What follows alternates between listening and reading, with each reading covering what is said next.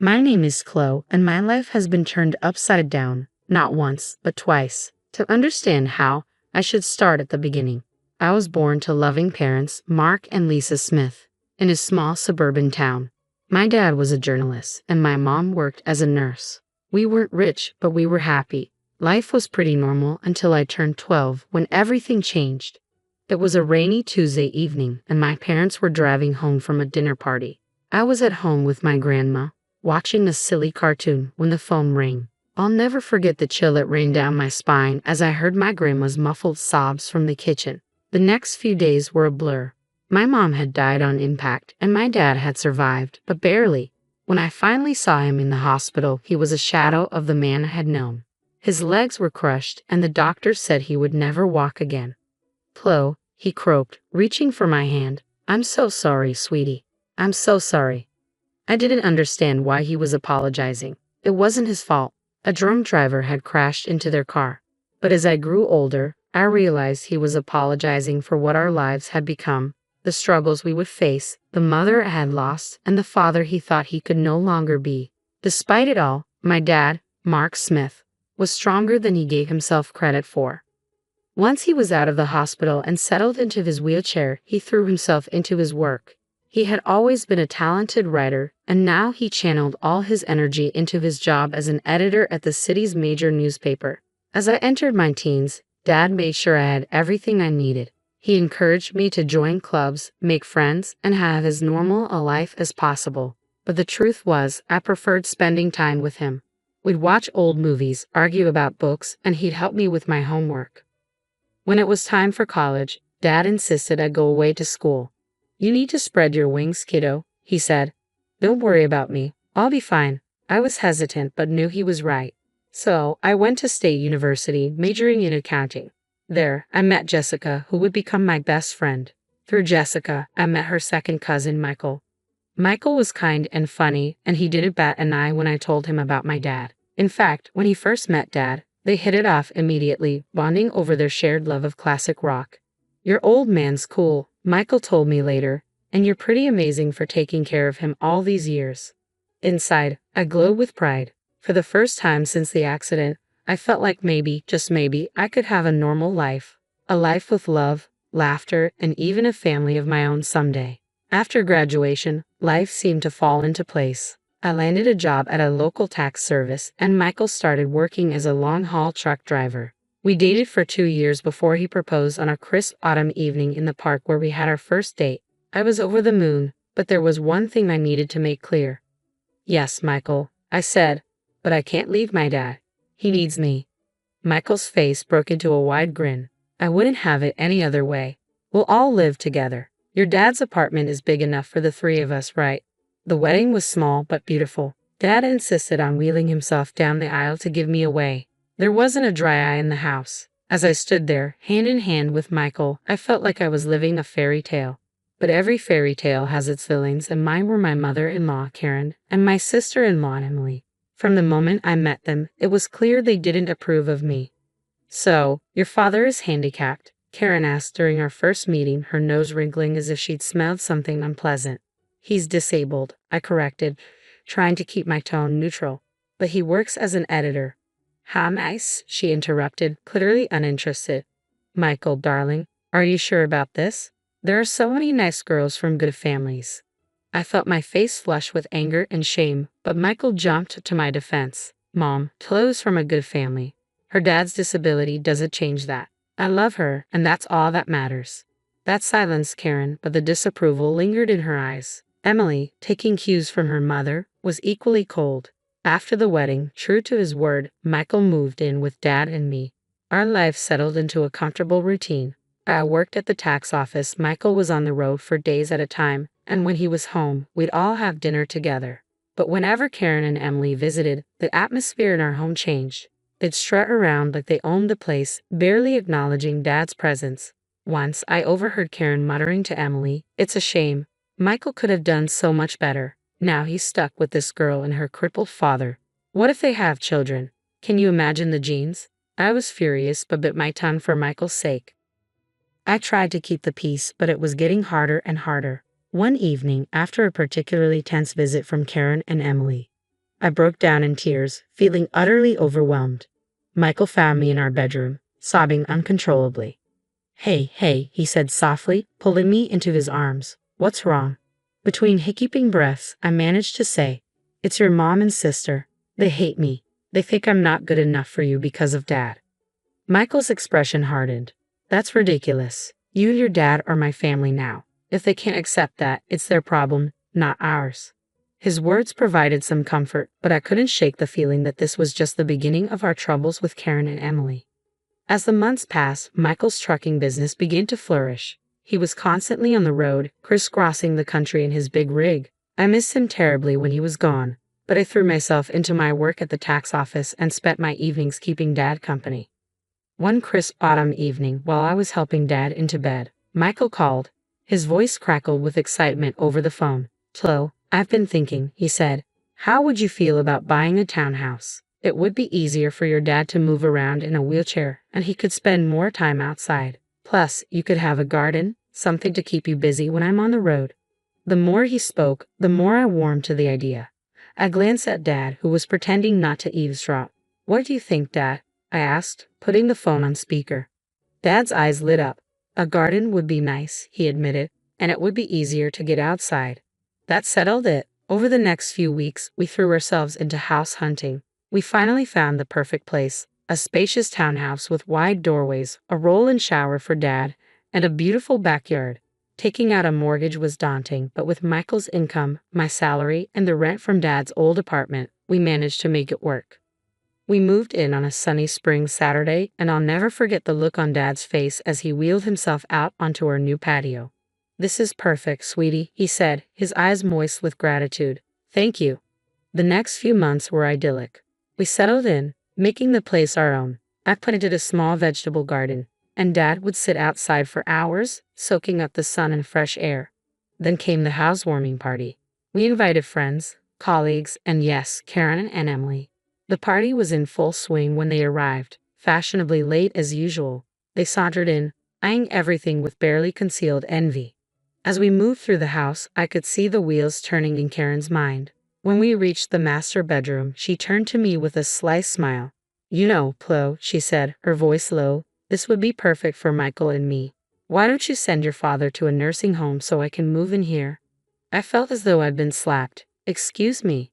Oh, don't look so shocked, Karen continued. Your father isn't well. He's not a whole person anymore, is he? He doesn't need all this luxury. A nursing home would be more than enough for someone in his condition. Before I could respond, Karen marched out to the patio where Dad was chatting with some guests. To my horror, she grabbed the handles of his wheelchair and began pushing him towards the driveway. I shouted, running after Karen, What are you doing? If he won't go to a nursing home, he can stay outside. Karen smirked. That's what you wanted, isn't it? For him to be outdoors? I was shaking with rage and disbelief. Thankfully, Michael had heard the commotion and came running, his face red with anger at what his mother was doing. Mom, he bellowed. What the hell are you doing? Let go of Mark's chair right now. Karen looked taken aback by Michael's tone. But honey, I don't want to hear it. Michael cut her off sharply. You and Emily need to leave, now. After Karen and Emily left, Michael apologized profusely to Dad and me. I'm so sorry, he said, his voice breaking. I had no idea she would. I'm just so sorry. Dad reached out and patted Michael's hand. It's not your fault, son. Some people just can't understand. Life eventually settled into a new rhythm after the housewarming incident. Karen and Emily kept their distance, which suited me just fine. Michael threw himself into his work, taking on more long-haul routes to help cover our new mortgage. I split my time between my job at the tax office, tending to our home, and caring for Dad. 2 years passed in the blink of an eye. Our life fell into a comfortable routine. Michael was on the road more often than not, but when he was home, our little family was happy. Dad's health was stable, and he seemed content, spending his days in the garden or working on his editing from home. Then came the call that shattered my world. I was at work when my phone rang. An unfamiliar male voice greeted me. Mrs. Thompson, this is Officer Rodriguez from the Highway Patrol. My heart dropped into my stomach. Yes, I managed to reply. I'm sorry to inform you that your husband, Michael Thompson, has been in a serious accident. The rest of the conversation was a blur. Words like head-on collision and didn't make it floated around me, but I couldn't process them. It wasn't until I heard myself thanking the officer and hanging up that reality began to sink in. Michael was gone. The next week passed in a haze of grief and disbelief. I moved through the motions of planning the funeral like a robot, barely able to grasp what was happening. The day before the service, I steeled myself and called Karen. I wanted her to hear about her son's death from me, not from some impersonal newspaper obituary. "Hello," Karen's sharp voice answered. "Karen, it's Chloe," I said, my voice trembling. "It's about Michael. He's gone. There was an accident." There was a long silence on the other end of the line. Then, to my shock, Karen's voice returned, dripping with venom. "This is your fault," she hissed. "You forced him to work so hard driving that truck to pay for your fancy house. You killed my son." I was stunned. "Karen, that's not—" "Save it," she interrupted coldly. "I expect you to give him the best funeral money can buy, but don't expect a penny from us. You made your bed, now lie in it." The line went dead. I stood there, phone in hand, tears streaming down my face. How could she be so cruel? How could she blame me for this? The day of Michael's funeral dawned gray and drizzly, perfectly mirroring my mood. The church was packed. Michael had been well liked in the community, and it seemed like half the town had come to pay their respects. After the service, as people filed past to offer their condolences, I was struck by the absence of Michael's mother and sister. They hadn't even bothered to show up for their own son and brother's funeral. Dad reached out and squeezed my hand. "They're lost, sweetie. We're family, and we'll get through this together." As we pulled into our driveway, something seemed off. The lights were on in the house, which was strange because I was sure I turned everything off before we left. "Did you leave any lights on, Dad?" I asked, frowning. He shook his head. "No, I don't think so." As we got closer, I could see movement inside the house. My heart started racing. Were we being robbed on the day of Michael's funeral? No less. I helped Dad out of the car and into his wheelchair, my mind racing. Should I call the police? But as we approached the front door, I heard familiar voices inside, and my blood ran cold as I recognized them. I pushed open the door to find Karen and Emily in our living room, surrounded by boxes and pieces of furniture. "What the hell is going on here?" I demanded, my grief momentarily forgotten in the face of this outrageous intrusion. Karen turned to me, her face a mask of false sympathy. "Oh, Chloe dear, we're just helping you pack up. After all, you can't possibly afford to keep this place now that Michael's gone." I was speechless. Emily chimed in, her voice sickeningly sweet. "Don't worry, you can go back to your father's apartment. It's cozy." The rage inside me surged. "Get out," I said, my voice low and dangerous. "Get out of my house right now." Karen had the audacity to look offended. "This house belongs to us now. All of Michael's property does. We're his family, after all."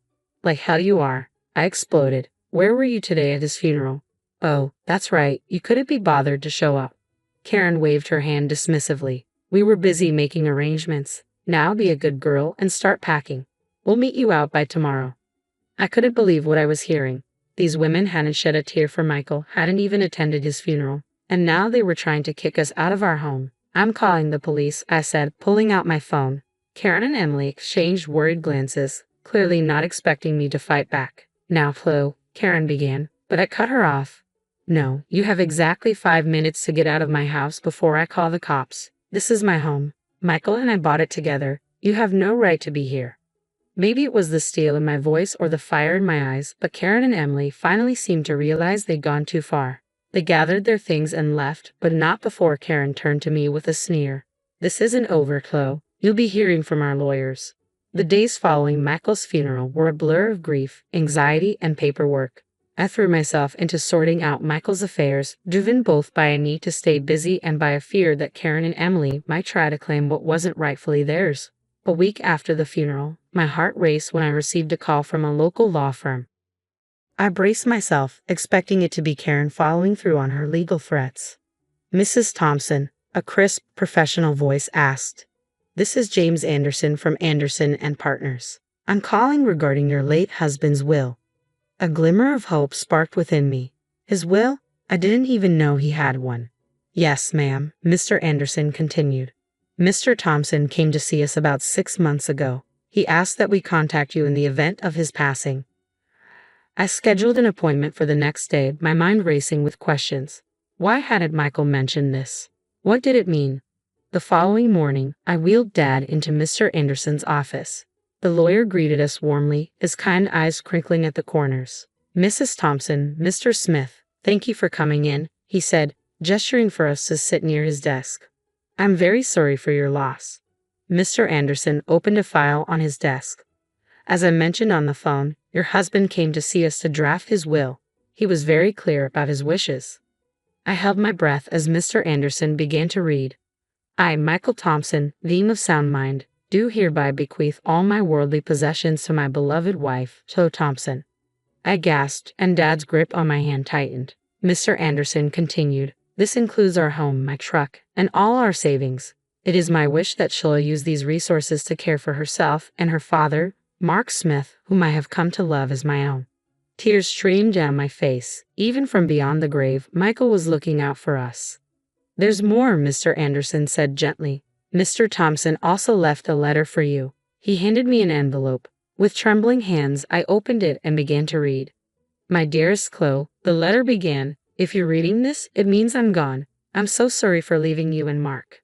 Please know that you two were the best thing that ever happened to me. I made this will because I knew how my mother and sister can be. I didn't want to worry you, but I needed to make sure you and Mark were protected if anything happened to me. You're my real family, Chloe. You and Mark, not them. Take care of each other. Live your lives to the fullest and know that I'll always be watching over you. All my love, Michael." The words were a balm to my aching heart, a final act of love from Michael, assuring us that we were never alone. I clutched the letter to my chest, tears streaming down my face. Dad, too, was crying, his weathered hand gently patting my arm in silent support. Mr. Anderson gave us a moment to collect ourselves before speaking again. "Mrs. Thompson, there's one more thing," he began. "Your husband's truck was insured. Given the circumstances of the accident, the insurance company will be paying out the full value of the policy." I looked up, sniffling. "What does that mean?" "It means," Mr. Anderson said with a reassuring smile, "that you'll be receiving a substantial sum, enough to pay off your mortgage and then some." As we left the lawyer's office, I felt a tremendous weight lift from my shoulders. We were going to be okay. Michael had made sure of it. When we pulled into our driveway, I noticed a familiar car parked on the street. My heart sank as I recognized Karen's sleek sedan. "Oh no," I muttered. "What now?" Sure enough, Karen and Emily were waiting on our front porch. But this time, I wasn't afraid. With Michael's letter in my pocket and his love in my heart, I felt a newfound strength. "Chloe," Karen began, her voice dripping with false sweetness, "we need to talk about Michael's estate." I stood tall, meeting her gaze unwaveringly. "No, Karen," I said firmly, "we don't. Michael left everything to me. It's all legal and official. And do you want to know why? Because we were his real family, not you. Now, please leave. You're trespassing on my property." For once, Karen was left speechless. Emily tugged at her arm, whispering urgently. With one last venomous glare, Karen and Emily got into their car and drove away. The weeks following our meeting with the lawyer were a whirlwind of activity. I immersed myself in settling Michael's affairs, finding solace in the distraction from my grief. The insurance payout arrived as promised, covering our mortgage and providing us with extra funds. One afternoon, while going through Michael's desk, I discovered a small notebook labeled Notes. I opened it to find pages filled with his messy handwriting, a journal of sorts detailing his thoughts and plans for our future. One entry read, "Thinking about starting a college fund for our future kids. Want to make sure they have the best start in life." My heart clenched. We had talked about having children someday but had planned to wait until we were more financially stable. Reading Michael's private hopes and dreams brought a bittersweet mixture of sadness and warmth. A fresh wave of grief washed over me as I clutched the notebook to my chest. "Oh, Michael," I whispered, feeling the weight of our lost future. We had so many plans. That night, I tossed and turned, unable to escape the haunting thoughts of the journal and the future we'd never have. When I finally drifted off to sleep, I dreamed of Michael. He was smiling and extending his hand toward me. "It's okay, Chloe," he said softly in my dream. "Everything's going to be all right." I woke up the next morning with a sense of something changed within me, though I couldn't pinpoint exactly what it was. As I got ready for work, a wave of nausea hit me so suddenly that I barely made it to the bathroom in time. The morning sickness persisted, and while I initially attributed it to stress and grief, a small voice in the back of my mind suggested another possibility. After a week of enduring this unsettling nausea, I found myself standing in the pharmacy aisle, staring at pregnancy tests with trembling hands. I bought one and hurried home, the 3 minutes I waited for the result feeling like an eternity. When I finally looked at the test, I saw two clear blue lines. I sank to the bathroom floor, overwhelmed by a whirlwind of emotions: joy, fear, grief, hope, all swirling together in a dizzying cocktail. "Chloe." Dad's voice came through the door. "Everything okay in there?" I opened the door, tears streaming down my face. Dad's expression shifted from concern to alarm. "What's wrong, sweetie?" he asked. I held up the test, my hand shaking. "I'm pregnant, Dad." I fell into his arms, sobbing. He held me close, stroking my hair as he used to when I was a little girl. "It's okay," he murmured. "It's going to be okay. You're not alone, Chloe. This baby is a gift, a piece of Michael that will live on." His words struck a chord deep within me. The baby was a part of Michael, a continuation of our love. The fear began to recede, replaced by a fierce determination. "You're right," I said, wiping my eyes. "This baby is a gift, and we're going to be okay." Dad smiled, his eyes crinkling at the corners. "That's my girl. Now let's get you something to eat. You're eating for two now." As we made our way to the kitchen, a sense of hope bloomed in my chest. The road ahead would be challenging, but with my father by my side and Michael's child growing inside me, I knew we could face anything. As my belly grew, I found strength I never knew I had. Dad was my rock, always there with a kind word or a helping hand. We settled into a new routine, eagerly anticipating the arrival of the newest member of our family. One sunny afternoon, while tending to the garden that Dad and I had planted together, I heard a car pull up. My heart sank as I recognized Karen Seddon. What could they possibly want now? I made my way to the front of the house, one hand instinctively cradling my swollen belly. Karen and Emily stood on our porch, looking uncomfortable and slightly desperate. "Chloe," Karen began, her voice lacking its usual edge. "We need to talk to you." I raised an eyebrow but said nothing, waiting for her to continue. Emily chimed in, her eyes darting around nervously. "We've hit some hard times. We were wondering if we could stay in your father's old apartment just until we get back on our feet." I couldn't believe what I was hearing. After everything they'd put us through, they had the audacity to ask for more. "I'm sorry," I said firmly but calmly. "That's not possible. I don't want to communicate with you anymore." Karen's gaze fell on my pregnant belly, her face contorting with shock and disgust. "You're pregnant," she spat.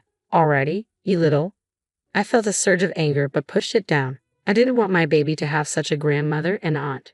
Instead, I gave a small, secretive smile that seemed to unnerve Karen even more. "My personal life is none of your concern," I said calmly. "Now, I think it's time for you to leave." Karen looked like she wanted to say more, but something in my expression must have stopped her. She turned on her heel, grabbing Emily's arm. I watched as they drove away, feeling the sense of peace wash over me. I had stood my ground, protected my family, and maintained my dignity. Michael would have been proud.